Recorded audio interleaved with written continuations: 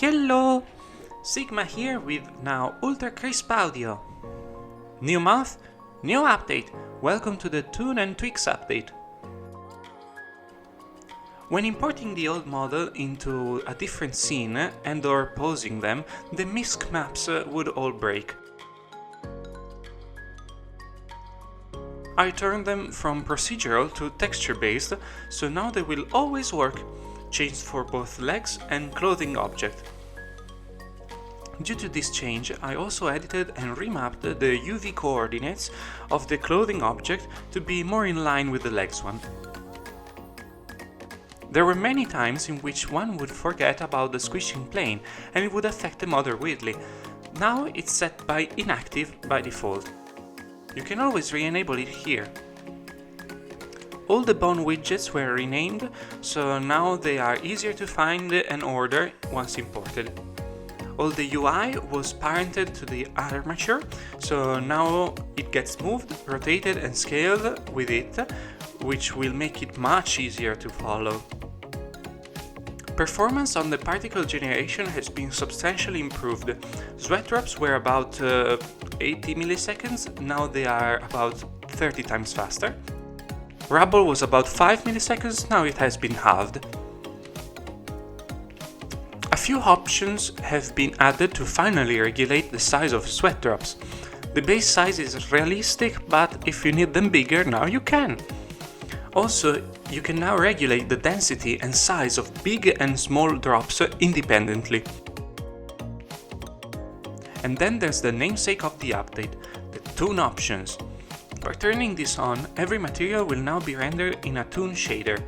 By moving this widget, you can change the direction of the light, and with these you can change the strength and have an extra angle for better control.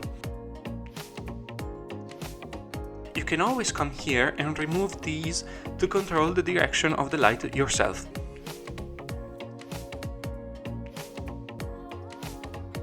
In these options, you'll be able to change the shadow color, showing ambient occlusion, make the shadow stronger, change the highlight color, having or not having the rim light, making the highlight stronger. Separate from this system is also the outline. Here you'll be able to show the outline, which will appear on all objects. Change its thickness, color.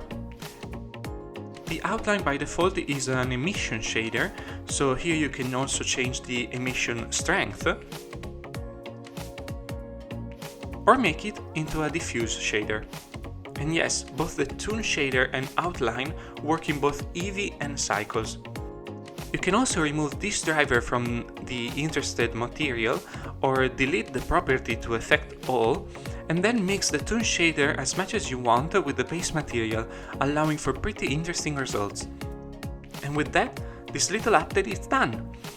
A bunch smaller than update 2.2, but I still managed to achieve some improvements. For the next update videos, I lied in this little bit. I want to have more customization options like leg length and separate slim, chubby, muscly options for various leg parts. Plus, I want more and better toe shapes. I'd love to redo the clothing. In particular, I'd love to make the fibers actually modeled in, instead of being material driven. Much work will be needed to ensure performance is still comparable to previous versions though. I would also love to be able to make the wrinkles better. The system in place is fine, but I'd love to make it more interactive, realistic, and much more good looking. For the furries, scaly and avian options? Maybe. Hope you're excited for this update and what's to come, and thank you for watching. Whee!